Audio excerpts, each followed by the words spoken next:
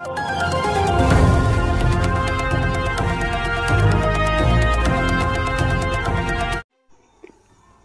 अनुदान घोटाळा प्रकरणी अटकेतील तलाठ्यास माननीय न्यायालयाने सुनावली 5 दिवसाची पोलीस कोठडी।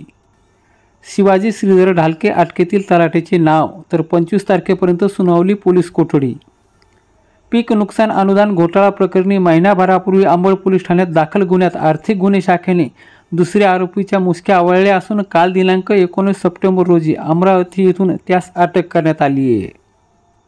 शिवाजी श्रीधर ढालके वय 34 असे संशयित आरोपीचे नाव असून त्याच्यावर 1,04,72,721 रुपये एवढ्या रकमेचा अपहार केल्याचा आरोप आहे। तो दाडेगाव, मठतांडा व पिठोरी सिरसगाव सजावर तलाठी म्हणून कार्यरत होता।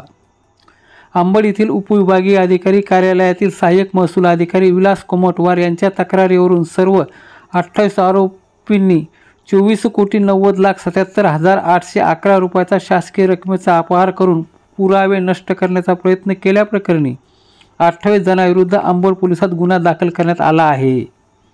आता तलाठी शिवाजी श्रीधर ढालके यास अटक करून अंबड येथील प्रथम वर्ग न्यायदंडाधिकारी तथा दिवाणी न्यायाधीश कनिष्ठ स्तर श्रीमती S.H. राठी यांनी त्यास 5 दिवसाची पोलीस कोठडी सुनावली आहे।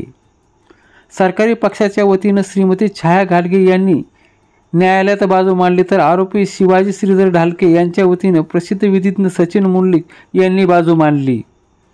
तपासी अधिकारी मिथुन घुगे यांनी गुन्ह्याची तपासाची व्याप्ती मोठी असल्याने आणि बातमीचे प्रकरण राज्याच्या विधानसभा व विधान परिषदमध्ये उपस्थित करण्यात आल्याने हे प्रकरण संपूर्ण राज्यभर गाजले होते, तर पोलिसाच्या 3 पथकाच्या माध्यमातून तपास सुरू आहे। दोन्ही बाजूचा युक्तिवाद व तपासी अधिकारी यांनी मांडलेली बाजू बघता माननीय न्यायाधीश श्रीमती S.H. राठी यांनी आरोपी यास 25 सप्टेंबरपर्यंत पोलीस कोठडी सुनावली आहे। तत्पूर्वी तपासिक अधिकारी मिथुन घुगे यांनी तपासाची व्याप्ती बघता 10 दिवसाच्या पोलीस कोठडीची मागणी केली होती। आरोपीच्या वतीनं विधिज्ञ सचिन मुंडलिक यांनी या प्रकरणी कायदेशीर मुद्द्यावर युक्तिवाद करून कस्टडीचे मुद्दे खोडून काढल्याने दोन्ही बाजूचा युक्तिवाद विचारात घेऊन माननीय न्यायाधीशांनी 5 दिवसाची पोलीस कोठडी मंजूर केली आहे। तर आज दिनांक 20 सप्टेंबर 20:25 दुपारी 4 वाजता तपासी अधिकारी मिथुन घुगे यांच्याशी प्रसारमाध्यमाच्या प्रतिनिधींनी संवाद साधला असता त्यांनी आज ही माहिती दिली।